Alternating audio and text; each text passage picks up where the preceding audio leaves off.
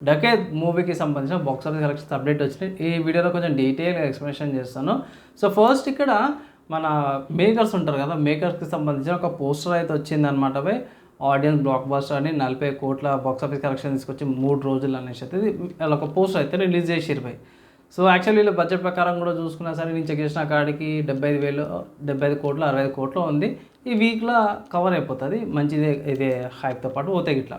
అదే trade circles అంటారు కదా! సో, ట్రేడ్ సర్కిల్స్ ప్రకారం కూడా చూసుకుంటే ఫస్ట్ డే 1ల 5.4 క్రోర్స్, డే 2లో 5.5 క్రోర్స్ అండ్ డే 3ల 4.83 క్రోర్స్ ఏవైతే తెలుగు వర్షన్‌కి వచ్చిందనమాట భయ్. హిందీ వర్షన్‌లో కూడా చూసుకుంటే 1.1 డే 1, డే 2లో 1.35 క్రోర్స్, డే 3లో 1.6 క్రోర్స్ వచ్చింది.